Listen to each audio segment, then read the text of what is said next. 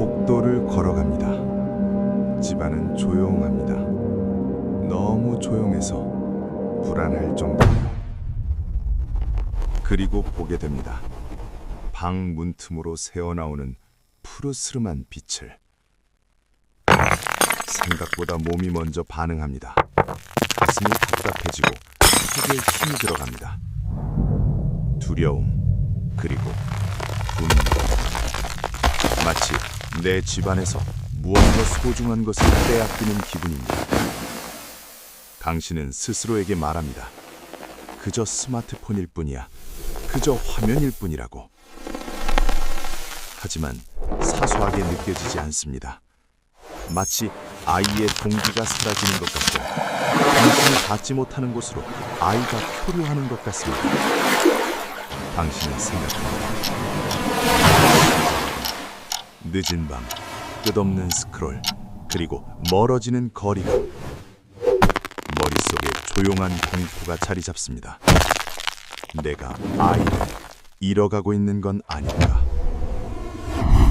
여기 대부분의 부모님이 예상치 못한 진실이 있습니다. 당신의 아이는 화면 그 자체에 중독된 것이 아닙니다. 아이는 화면이 사라지게 만드는 것에 중독된 것입니다. 압박감, 기대치, 뒤처져 있다는 만성적인 불안감. 스마트폰은 아이의注意力을 훔치는 것이 아닙니다. 아무것도 요구받지 않는 유예의 시간을 제공하는 것입니다.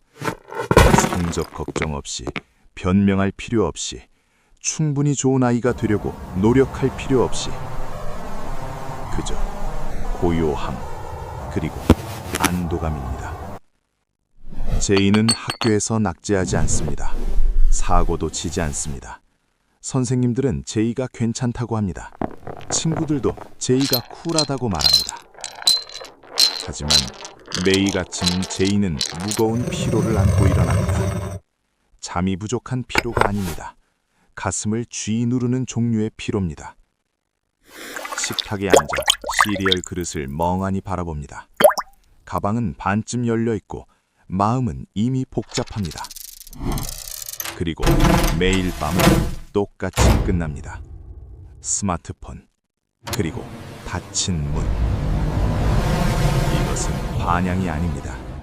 그저 하루의 고통을 멈추기 위한 처절한 시도입니다. 겉으로 보기엔 이것이 단순해 보입니다. 당신은 스마트폰을 봅니다. 스크롤하는 것을 봅니다. 사라지는 시간들을 봅니다. 그래서 당신은 생각합니다. 문제는 시간이야. 너무 많은 스크린 타임, 너무 많은 앱들, 너무 많은 방해 요소들. 하지만 당신이 보지 못한 것이 있습니다. 화면이 켜지기 직전의 순간입니다. 한숨, 굳어있는 어깨. 지금은 도저히 감당할 수 없다라는 생각. 스마트폰은 문제가 아닙니다.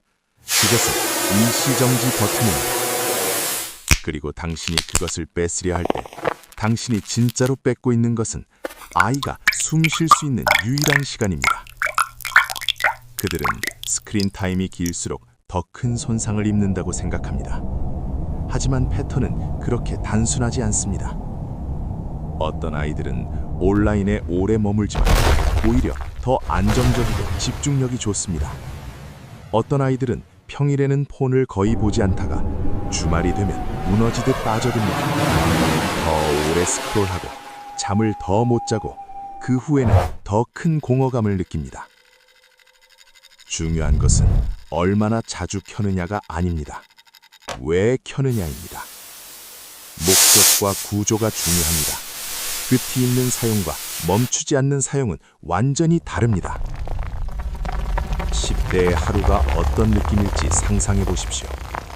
진동하는 메시지, 쌓여가는 과제, 지켜보고 평가하고 기대하는 사람들. 스마트폰을 보지 않을 때조차 그들의 자율신경계는 절대 쉬지 못합니다. 그래서 화면이 시야를 가득 채울 때 비로소 뇌에서 중요한 일이 일어납니다. 소음이 사라집니다. 압박이 부드러워집니다. 행복이 아닙니다. 기쁨도 아닙니다.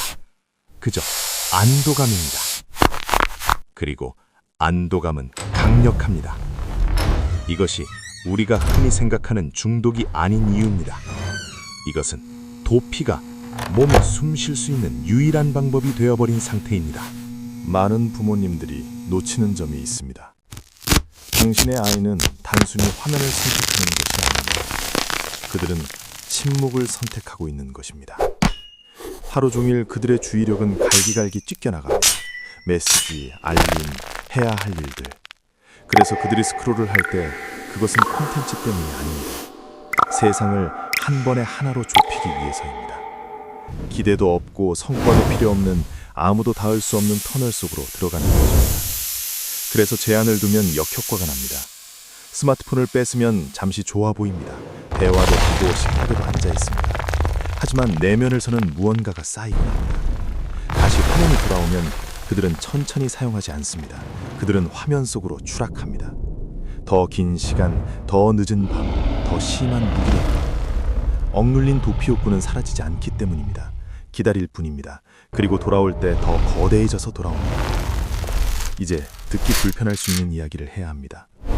평일에 폰을 적게 쓰는 아이들이 오히려 더 힘들게 사용하는 경우가 있습니다. 그들이 약해서가 아닙니다. 그들의 사용이 감정적이기 때문입니다. 계획도 목표도 멈춤도 없습니다. 무언가를 끝내기 위해 인터넷을 쓰는 것과 무언가를 잊기 위해 쓰는 것의 차이입니다. 하나는 끝이 있지만 다른 하나는 끝이 없습니다. 도피가 유일한 도구가 될 때 화면은 선택이 아니라 필수가 됩니다. 만약 이 이야기가 익숙하면 모든 것을 바꿀 질문을 던져야 합니다. 내 아이는 지금 무엇으로부터 도망치고 있는가? 이론적으로가 아니라 지금 당장 말입니다. 성적 압박인가? 실망감을 주는 것에 대한 두려움인가? 비교당하는 것인가? 아니면 외로움인가? 스마트폰과 싸우기만 한다면 당신은 그 뒤에 있는 불길을 놓치게 됩니다. 아이는 이해받지 못한다고 느낍니다. 통제당하고 구속에 몰린 기분을 느낍니다. 그때 화면은 방 안에 있는 사람보다 더 안전한 존재가 됩니다. 대부분의 부모는 적이 되려고 한 게 아닙니다. 당신은 규칙과 규율, 안정된 미래를 원했을 뿐입니다. 하지만 아이 입장에서는 모든 대화가 경고처럼 들릴 수 있습니다. 성적에 대해, 시간에 대해, 낭비되는 잠재력에 대해. 그래서 아이는 설명을 멈춥니다. 논쟁을 멈춥니다. 고개를 끄덕이고 따르는 척합니다. 그리고 후퇴합니다. 스마트폰은 판단하지 않기 때문입니다. 한숨 짓지 않기 때문입니다. 넌 아직 부족해 라고 상기시키지 않기 때문입니다. 여기서 역할이 조용히 뒤바뀝니다. 부모는 압박이 되고 화면은 안도감이 됩니다. 부모가 잔인해서가 아닙니다. 부모가 기대와 연결되어 있기 때문입니다. 모든 상호작용이 평가처럼 느껴질 때 도피는 연결보다 안전하게 느껴집니다. 그래서 아이는 위험한 것을 배웁니다. 먼저 숨기고 설명은 나중에 하라고. 이 습관이 자라면 성인이 되어서도 사라지지 않습니다. 관계로, 직장으로 따라갑니다. 누군가 지켜본다고 느끼는 모든 곳으로요. 다른 접근법이 있습니다. 규칙이나 타이머가 아닙니다. 바로 호기심입니다. 긴장감을 빼고 단순하게 물어보세요. 폰을 볼 때 어떤 점이 가장 편안해지니? 보는 것이나 얼마나 오래 보는 것이 아닙니다. 무엇이 아프지 않게 되는지를 물어보세요. 아이가 이해받는다고 느낄 때 화면은 힘을 잃기 시작합니다. 전부는 아니지만 문을 열기엔 충분할 만큼.